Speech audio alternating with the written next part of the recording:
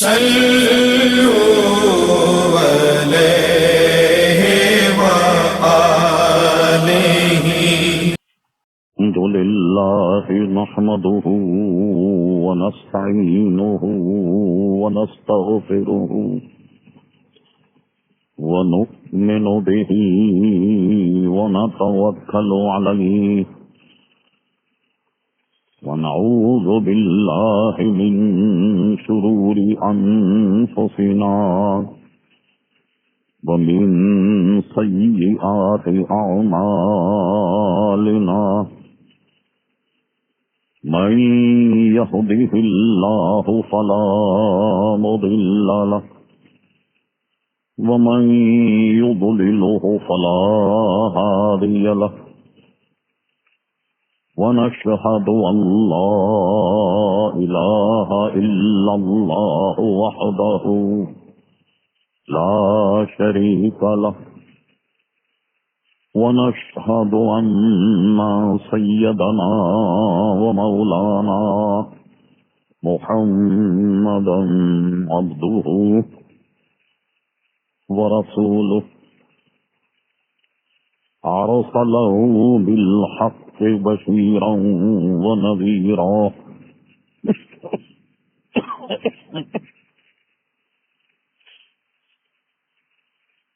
صلى الله تعالى على خير خلقه سيدنا محمد وآله وصحبه أجمعين.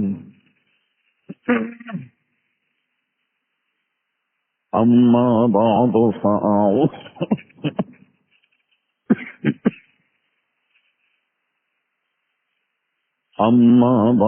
فأعوذ بالله من الشيطان الرجيم.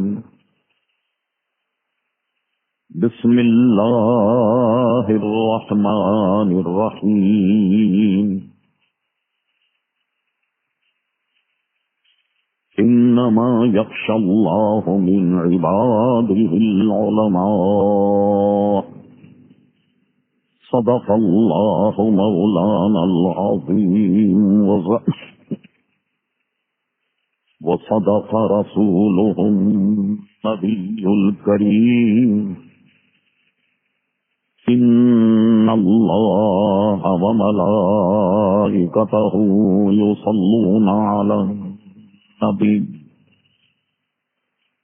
يا أيها الذين آمنوا صلوا عليه وسلموا تسليما.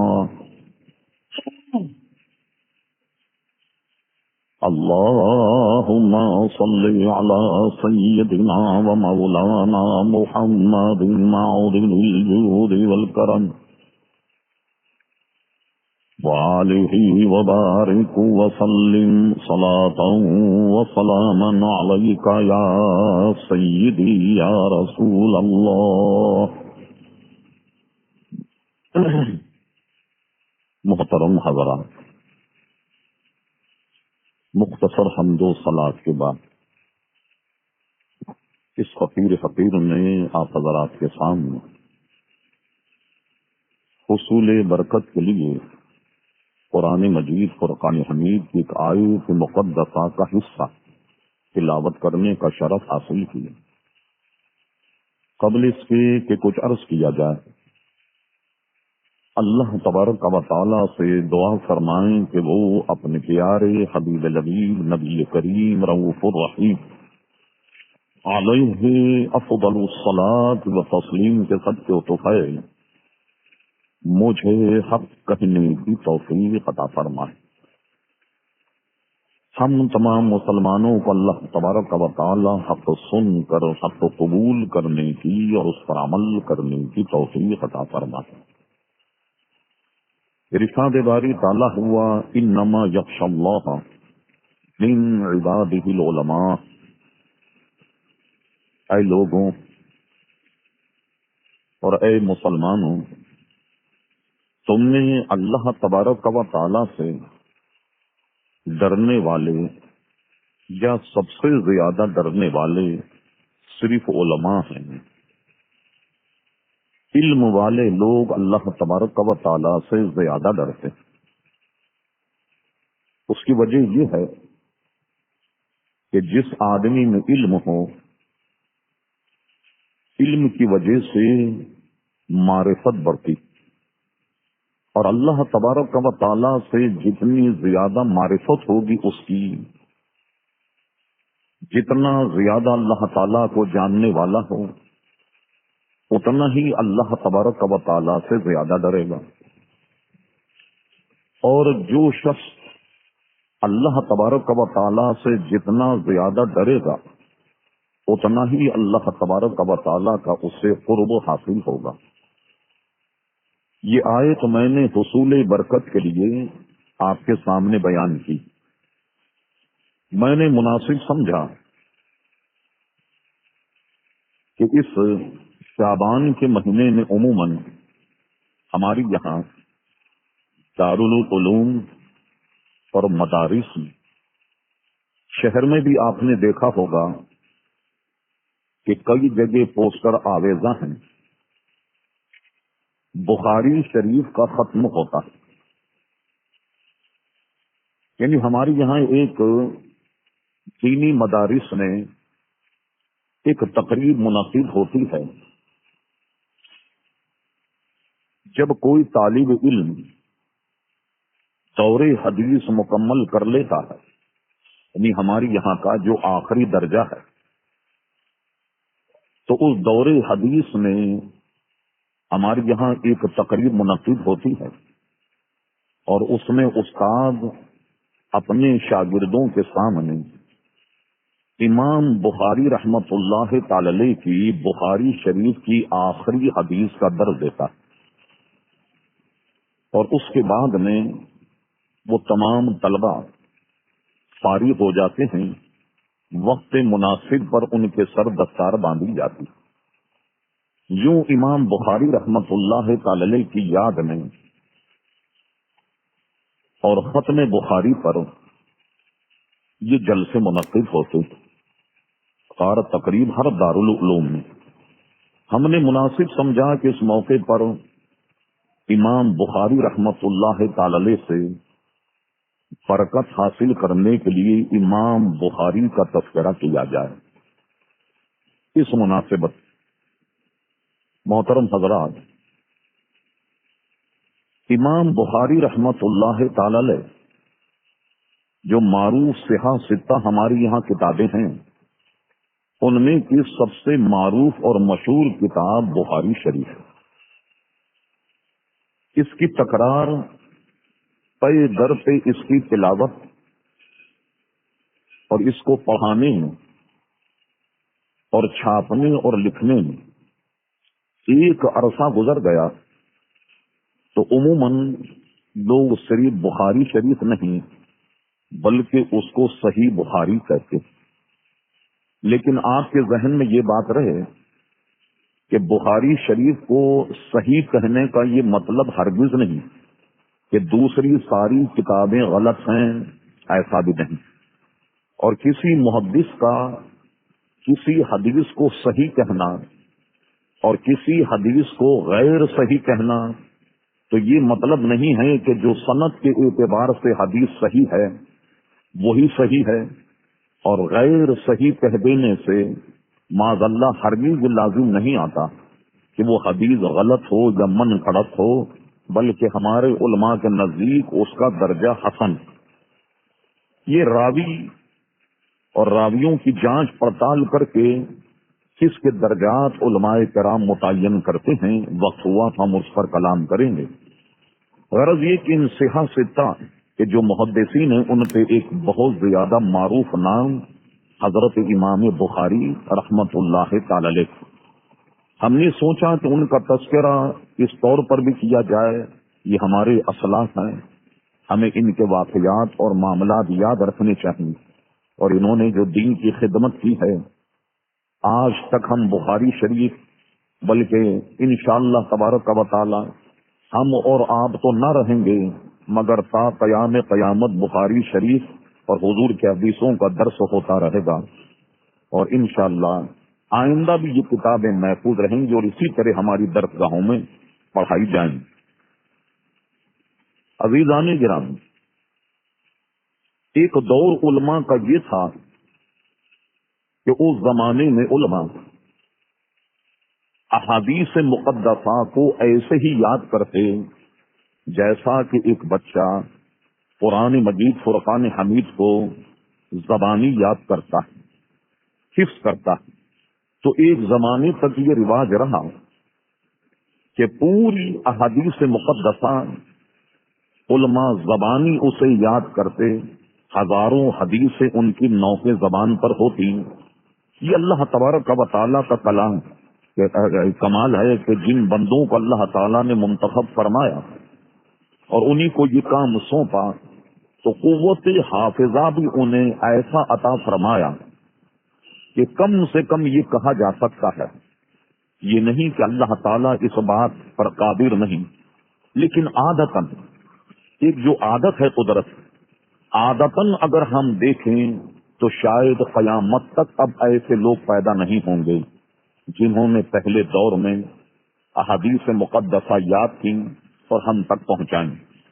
جیسے قرآن کی ایک آیت کو رٹا جاتا ہے، یاد کیا جاتا ہے، اسی طریقے سے ہمارے محدثین اپنے طلباء کو یہ حدیثیں یاد کراتے، انہیں رٹاتے اور خود انہیں بھی وہ تمام حدیثیں یاد ہیں۔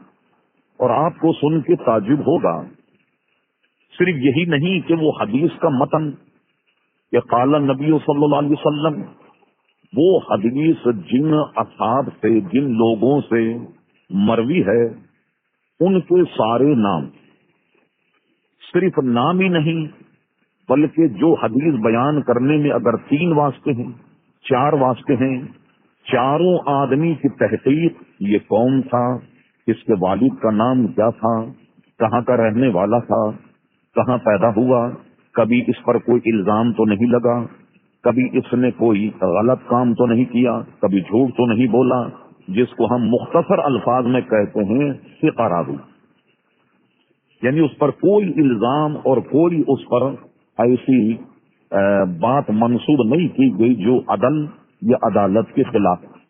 امام بخاری رحمت اللہ علیہ خود فرماتے ہیں کہ جب میں نے تاریخ کبیر لکھی، اس کا بھی ہم تعارف کریں گے، فرماتے تاریخ کبیر میں نے اختصار سے کام لیا، ورنہ میں نے جن تاریخ کبیر میں جن اسماء گرامی کا ذکر کیا، میں ان میں کے ہر شخص کو جانتا ہوں کہ وہ کیا تھا، کہاں پیدا ہوا، گویا اس کا بیک گراؤنڈ کیا تھا، ہر ایک کا، اور اس کے بعد ہر ایک کا ایک مشہور قصہ بھی میں جانتا ہوں، یعنی اس آدمی سے متعلق ایک نہ ایک مشہور قصہ بھی مجھے معلوم، لیکن میں نے اختصار سے کام لے کر اور اس کے بعد میں گویا میں نے اپنی اس کتاب کو ترتیب دی گا۔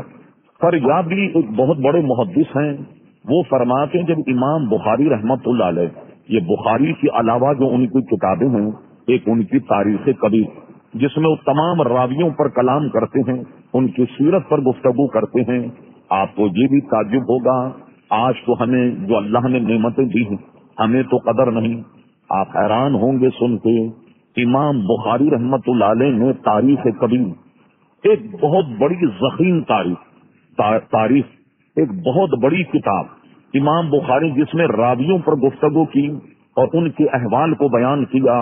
عزیزان گرامی، انہوں نے مدینہ منورہ میں رہ کر چاند کی روشنی میں اس کتاب کو لکھا ہے۔ ان کے پاس چراغ نہیں تھا، نہ ایسا وافر مقدار میں آج کل جو ہمارے پاس وسائل اور مسائل وہ ان کے پاس نہ تھے۔ امام فریابی فرماتے ہیں کہ میں نے جب مدینہ منورہ میں حاضر ہو کر تاریخ کبیر کو جب میں نے نقل کیا، یعنی ظاہر ہے کہ پہلے لکھی گئی، اس کے بعد جب میں نے نقل کیا، امام فریابی کہتے ہیں کہ جب میں تاریخ کو نقل کر رہا تھا تو امام بخاری کا حال یہ تھا کہ ابھی ان کی داڑھی بھی نہیں نکلی تھی۔ اتنی کم عمر میں امام بخاری رحمت اللہ علیہ نے صرف چاند کی روشنی میں تاریخ کبیر کو لکھا، اور اس کا نقل کرنے والا کہتا ہے جب میں نے اس کتاب کو نقل کیا تو امام بخاری کی ابھی داڑھی بھی نہیں نکلی تھی۔ اتنی کم عمر میں امام بخاری رحمت اللہ علیہ نے یہ کتاب جو ہے وہ لکھ دی۔ امام بخاری رحمت اللہ علیہ کا نام ہے محمد، اور ان کے والد ماجد کا نام ہے اسماعیل، ان کے والد ماجد کا نام ہے ابراہیم، ان کے والد کا نام ہے مغیرہ جعفی کہا جاتا ہے۔ علماء سیرت اور سیرت نگار، تذکرہ نگار، مورخین لکھتے ہیں کہ اصل میں یہ جو مغیرہ جعفی تھے یہ مجوسی تھے، اور اس کے بعد وہ اسلام لے آئے۔ اللہ تبارک و تعالیٰ کو جس سے کام کوئی لینا وہ اسلام لے آئے۔ اسلام لانے کے بعد پھر یہ سارا سلسلہ چلا۔ امام بخاری صرف خود ہی عالم نہیں تھے بلکہ ان کے والد ماجد بھی عالم تھے، اور یہ سلسلہ حضرت امام بخاری کو وہ یوں کہیے کہ ورثے میں ملا۔ امام بخاری رحمت اللہ تعالی علیہ قدرت کا انتخاب دیکھیے کہ جب پیدا ہوئے اچھے خاصے پیدا ہوئے اور اچانک آپ کی بینائی چلی گئی۔ ایک ان کے بھائی تھے، ان کا نام محمد تھا اور ان کا نام احمد اسماعیل تھا۔ آپ کے ایک بھائی بھی تھے۔ امام بخاری رحمت اللہ علیہ سے اللہ تبارک و تعالیٰ کو یہ کام لینا، وہ دونوں آنکھوں سے نابینا ہو گئے۔ والدہ ماجدہ روزانہ رو رو کر دعا کرتی، اور عبادت کرنے کے بعد دعا کرتی اور کہتی اے اللہ تبارک و تعالیٰ میرے بیٹی کی آنکھیں بینا فرما دے۔ اپنے بیٹے کی بینائی کے لیے وہ روز مرہ دعا کر۔ ان کی دعا میں اتنا خلوص تھا، اتنی للہیت تھی کہ امام بخاری جسے آج لوگ اپنا معیار بناتے ہیں، ہمارا بھی معیار، ہر وقت کہتے ہیں بخاری بخاری بخاری، ان کے علاوہ کسی کو نہیں مانتے۔ امام اعظم کو خاطر میں نہیں لاتے، اسی طرح امام محمد کو خاطر میں نہیں لاتے، امام ابو یوسف کو خاطر میں نہیں لاتے، احناف کے بڑے بڑے اماموں کو ٹھکرا دیتے۔ عزیزان گرامی، یہاں تک کہ عبداللہ ابن مبارک جو ہماری یہاں درسی کتابوں میں علماء کے نزدیک یہ امام اعظم کے شاگرد ہیں، حضرت عبداللہ ابن مبارک۔ حضرت عبداللہ ابن مبارک امام اعظم ابو حنیفہ کے شاگرد، اس درس کے ان خاص آدمی میں ان کا شمار ہوتا، اور تمام محدثین عبداللہ ابن مبارک کو امیر المومنین فی الحدیث کا نام دیتے ہیں، یعنی یہ حدیث کی امیر المومنین ہیں۔ ان کی کتابوں سے، بڑی معتبر تاریخوں سے ثابت ہے کہ امام بخاری رحمت اللہ علیہ حضرت عبداللہ ابن مبارک کی کتابوں سے بھی استفادہ کیا۔ غرض یہ کہ جو بخاری بخاری کہتے ہیں اس کو نہیں مانتے، انہیں بھی عقل کے ناخن لینا چاہیے کہ امام بخاری بننے میں روحانیت کا تعلق سنیے کیا۔ ان کی والدہ نماز پڑھ کر عبادت کر کے ہر وقت اپنے بیٹے کی بینائی کی دعا کرتی۔ ایک مرتبہ خدا کا کرنا یہ ہوا، علامہ ابن حجر نے لکھا حضرت امام بخاری کی والدہ ماجدہ نے حضرت ابراہیم علیہ السلام کو خواب میں دیکھا۔ حضرت ابراہیم علیہ السلام ان کے خواب میں تشریف لائے اور امام بخاری کی والدہ سے کہا کہ خوش ہو جاؤ، اللہ تبارک و تعالیٰ نے تمہاری دعا سن لی اور تمہارا بیٹا بینا ہو گیا اور بینا ہو جائے گا۔ رات میں یہ خواب دیکھ کر بہت خوش ہوئی۔ جب صبح اٹھی تو امام بخاری رحمت اللہ علیہ بینا ہو چکے، آنکھوں کی بینائی واپس آ گئی۔ حضرت ابراہیم علیہ السلام کی بشارت اور ان کی یہ دعا، امام بخاری رحمت اللہ تعالی نے بچپن ہی سے تحصیل علم کا سلسلہ عزیزان گرامی شروع کر دیا، اور اس کے بعد میں اب ان کا میلان، ان کا رجحان احادیث مقدسہ کی حفظ کی جانب جب ہوا تو امام بخاری نے اس زمانے میں شاید مشکل ہی سے کوئی شہر چھوڑا ہوگا کہ جہاں نہایت لائق اور فائق استاد ہوں حدیث سے، اور ان سے امام بخاری نے اکتساب فیض نہ کیا ہو۔ انہوں نے کتنے بزرگوں سے اکتساب فیض کیا۔ عزیزان گرامی، ایک مرتبہ امام بخاری رحمت اللہ علیہ کو کچھ مشائخ اور احادیث کے جو امام تھے انہوں نے ایک مرتبہ گھیر دیا۔ گھیرنے کے بعد کہا امام بخاری تم ایسا کرو کہ آج ہمیں اپنے شیوخ سے جن جن فیض سے تم نے حدیث سنی ہے ایک ایک حدیث ہمیں سنا دو۔ یہ نہیں کہ ایک شیخ کی 10-5 ایک ایک حدیث ہمیں سنا دو جن مشائخ سے تم نے حدیث کی سماعت کی ہے۔ اللہ اکبر۔ امام حجر لکھتے کہ امام بخاری رحمت اللہ علیہ صرف ایک شیخ، ایک اپنے استاد سے ایک حدیث سنائی تو ان کے اساتذہ کی طاقت معلوم ہوا۔ اس نشست میں انہوں نے 1000 حدیثیں سنائیں، 1000 حدیثیں سنائیں تو معلوم یہ ہوا کہ 1000 اساتذہ کرام کی خدمت میں آپ گئے اور ان سے آپ نے تحصیل سے علم کیا. اس سے اندازہ لگائیے کہ ان کے اساتذہ، ان کے استادوں کی تعداد جو ہے عزیزان گرامی وہ 1000 ہے. ایک روایت یہ ہے کہ تقریباً آپ کی عمر 18 برس رہی ہوگی. اپنی والدہ ماجدہ، اپنے بھائی احمد بن اسماعیل کے ساتھ آپ حج کرنے کے لیے گئے، مدینہ منورہ میں رک گئے. حج کرنے کے بعد اب مکہ مکرمہ، مدینہ منورہ جو علم و فضل کا گہوارہ تھا، آپ وہاں تحصیل علم کے لیے رک گئے اور اپنی والدہ ماجدہ اور اپنے بھائی کو بخارا بھیج دیا. امام بخاری رحمت اللہ علیہ نے وہاں کے مشہور علماء سے عزیزان گرامی حدیثیں لی اور اس کے بعد میں سمرقند، بخارا، تاشقند، یہاں تک کہ امام بخاری رحمت اللہ علیہ بصرہ گئے اور اس کے بعد کوفے بھی آئے. ساری دنیا میں جو اس وقت مرکز مانے جاتے علوم دینیہ، امام بخاری نے ہر دروازہ کھٹکھٹایا اور احادیث مقدسہ میں وہ اتنے من گئے کہ ہم نے تاریخ نے ایک واقعہ پڑھا. وہ اپنے زمانے کے مشہور کسی شیخ سے بالکل بچپن تھا، وہ ملنے کے لیے گئے اور ملنے کے بعد جب یہ وہاں تھوڑی دیر بیٹھ کر چلے گئے، اس شیخ سے ایک مہمان ملنے کے لیے آئے. وہ شیخ کافی افسوس من لگے، افسوس کہ تم بہت دیر میں آئے، اگر تھوڑا سا تم پہلے آ جاتے تو میں تمہیں ایک ایسے بچے کی زیارت کراتا کہ جس کو 70,000 حدیثیں یاد، 70,000 حدیثیں یاد. اس کا اشتیاق بڑھ گیا اس شخص کا. انہوں نے کہا وہ بچہ کون سا ہے؟ انہوں نے امام بخاری کے حالات اور ان کا کچھ عطا پتہ اور ان کا کچھ حلیہ بتایا. یہ ایسے شائق تھے. تو امام بخاری کو تلاش کرنے کے لیے نکلے اور امام بخاری کو پا لیا. فرمایا کیا وہ تم ہی ہو جس کے متعلق میں نے یہ سنا کہ تم نے 70,000 حدیثیں یاد؟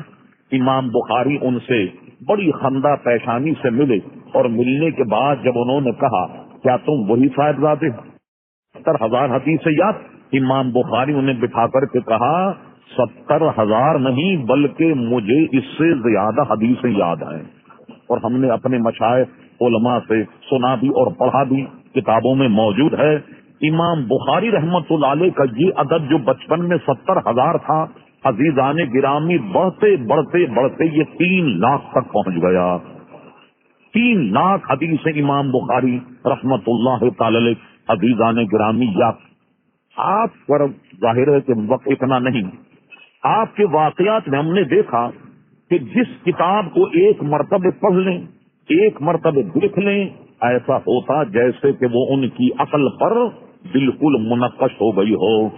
آپ جو حدیث سنتے اس کو ایسے یاد کرتے کہ اس کی کئی مثالیں دی جا سکتی ہیں کہ ایک موقع پر آپ بحیثیت طالب علم ایک درسگاہ میں لوگوں کو دیکھا کہ وہ روزانہ اپنے شیخ سے حدیثیں لکھتے، روزانہ لکھتے، اور امام بخاری سے کہتے تم عجیب آدمی کہ تم حدیثیں نہیں لکھتے، کیا معاملہ؟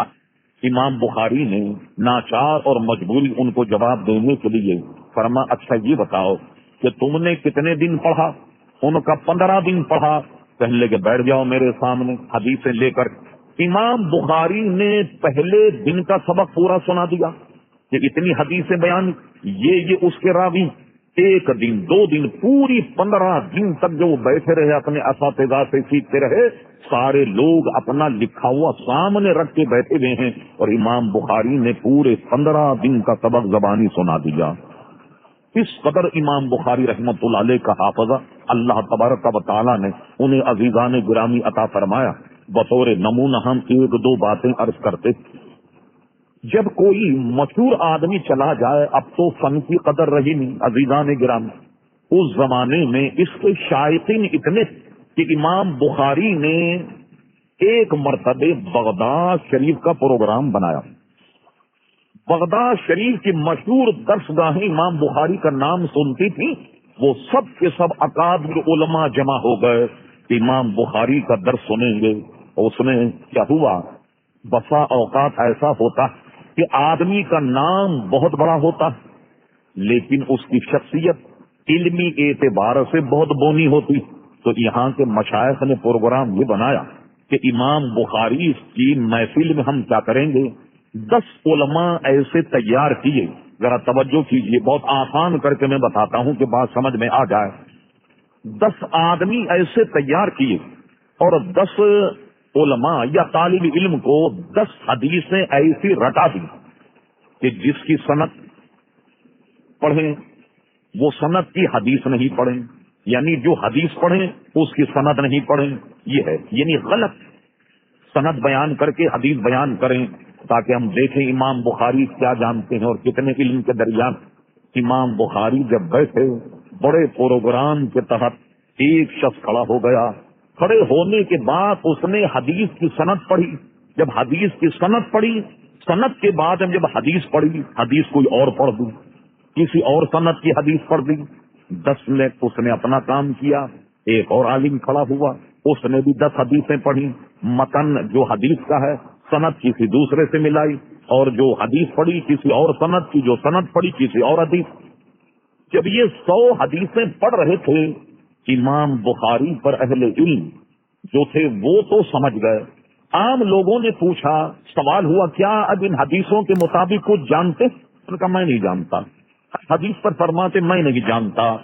جو بونے قسم کے لوگ تھے، کم فہم، جو اس فن سے واقف نہیں، وہ کہہ رہے تھے لوگ بلا وجہ اتنا بڑا محدث بنا رکھا ہے لوگوں نے امام بخاری، جہاں دیکھو بخاری بخاری، اور یہ تو 100 حدیثیں پڑھی اور 100 حدیث میں بھی یہ کہتا کہ مجھے اس کا علم نہیں، اس کا علم نہیں.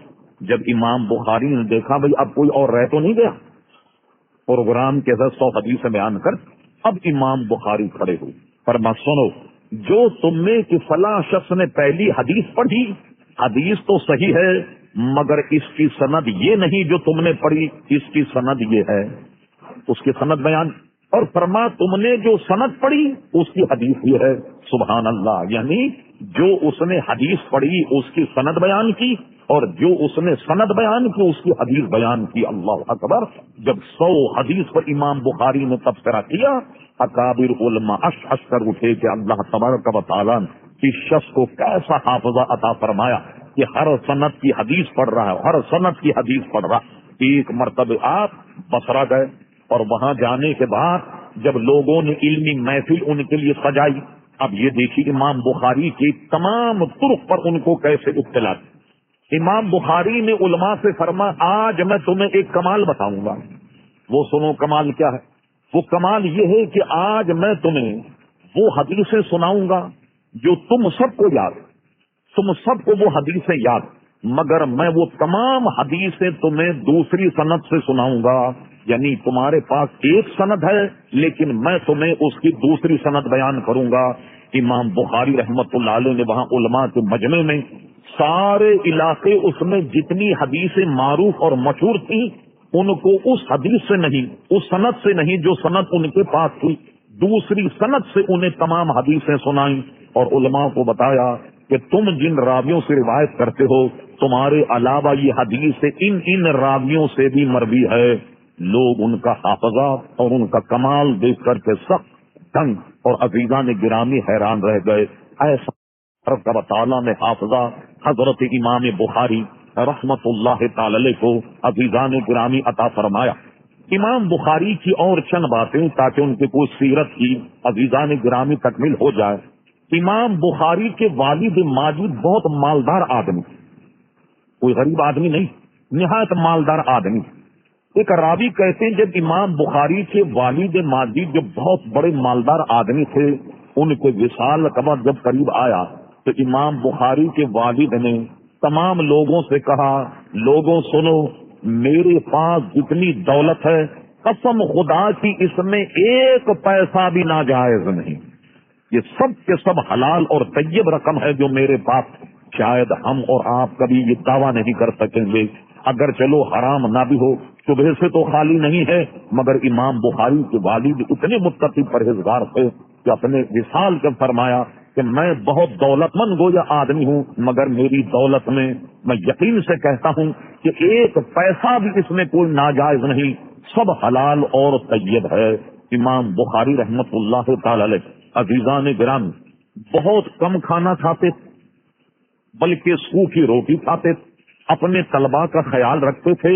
اور امام بخاری کے کمزور ہونے میں، بلکہ یوں کہیے کہ ان کی چند بیماریاں جو لگی صرف اسی وجہ سے کہ وہ وقت پر کھانا نہیں کھاتے، اور کھانا بھی اگر کھاتے تو بہت سادہ سوکھی روٹی اور اسی قسم کی غذا امام بخاری رحمت اللہ تعالی علیہ عزیزان گرامی استعمال فرما، اور اپنی دولت سے اپنے تمام طلباء کو پال اور ان کی ساری ضروریات جو ہیں وہ مہیا کیا کرتے۔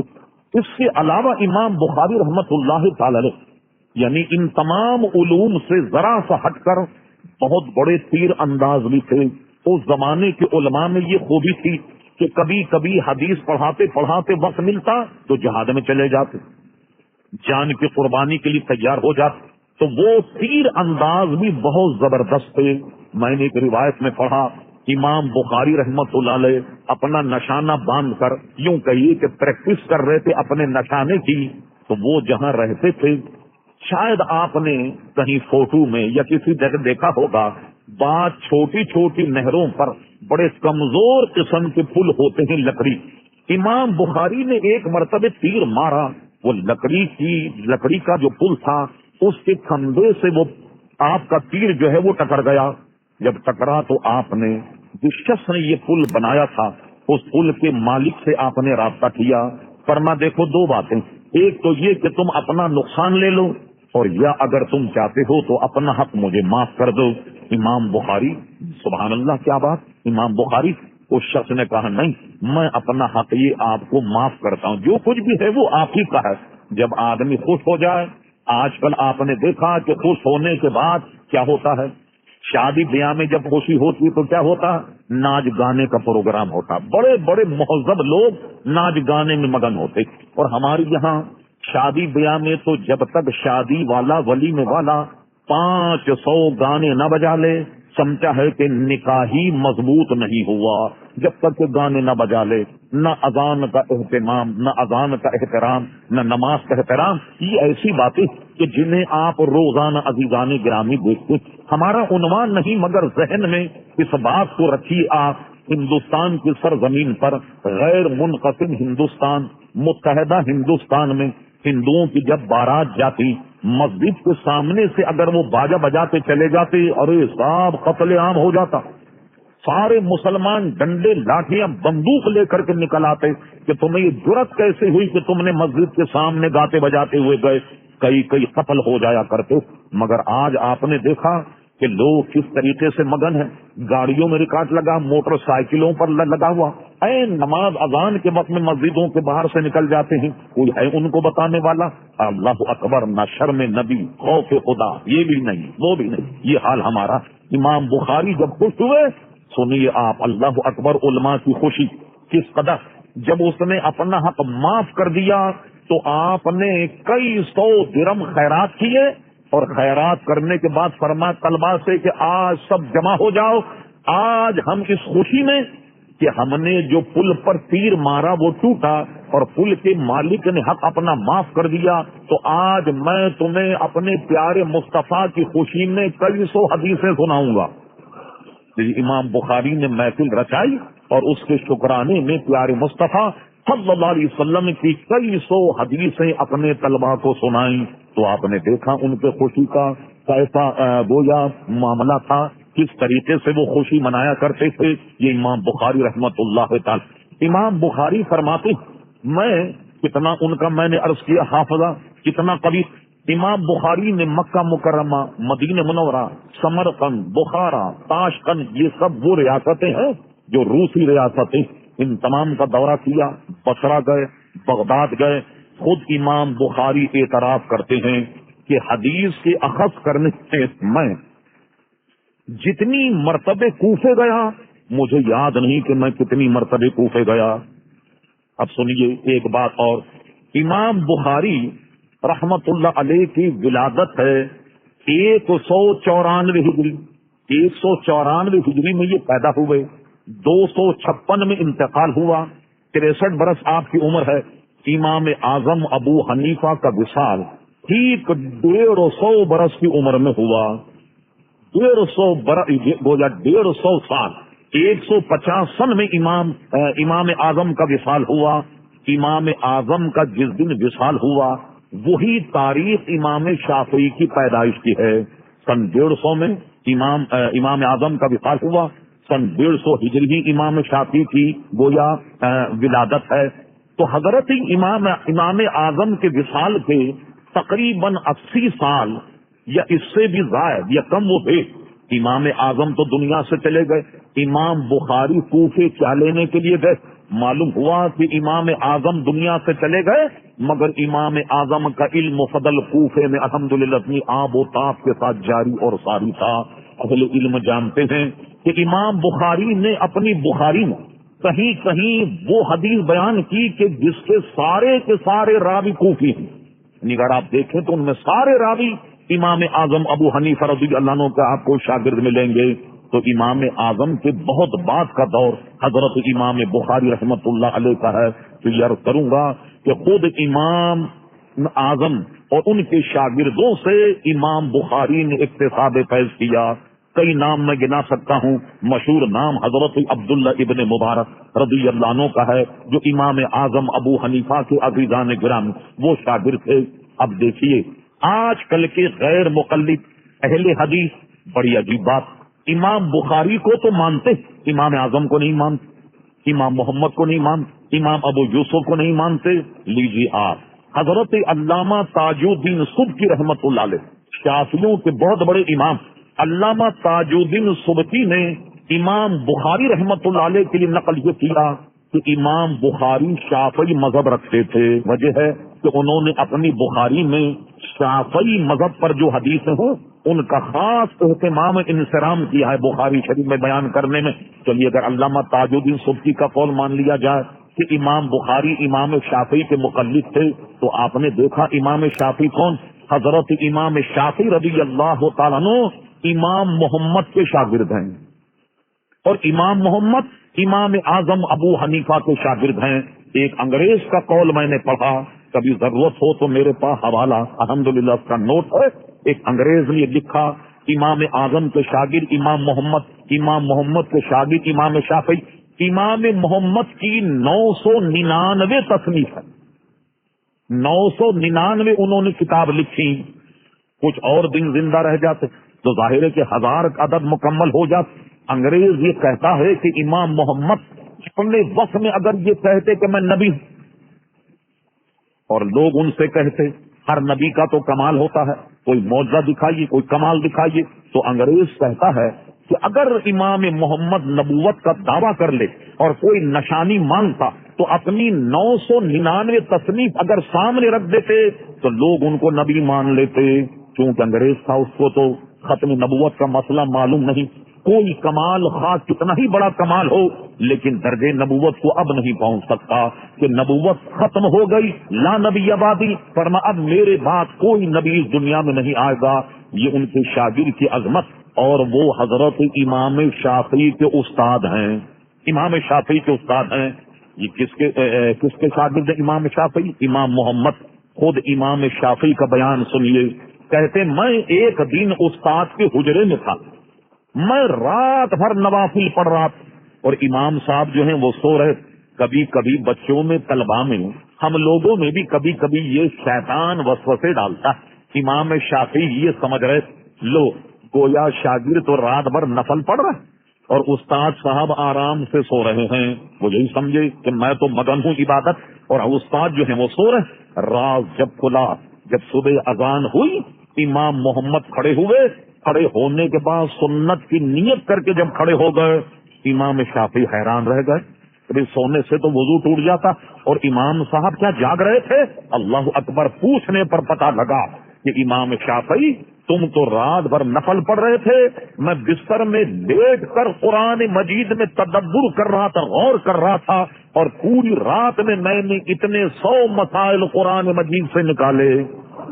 اس لیے علماء کہتے ہیں عابد کی رات بھر کی عبادت عالم کا رات بھر سونا اس کی عبادت سے افضل ہے.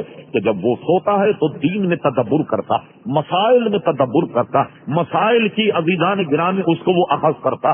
تو اب اگر مان لیا جائے امام بخاری امام شافعی کے مقلد ہیں اب ان سے پوچھئے مقلد غیر مقلد جو کہتے ہیں کسی امام کی ضرورت نہیں ہے، ارے تمہارے خود امام بخاری جن کو تم کہتے ہو بخاری بخاری بخاری، وہ امام شافعی کے مقلد اور امام شافعی کے استاد امام اعظم ابو حنیفہ ہیں، تو امام بخاری میں بھی امام اعظم سے استغنا آپ نہیں پائیں گے کہ ان کے شاگردوں سے عزیزان گرامی انہوں نے تحت علم کیا۔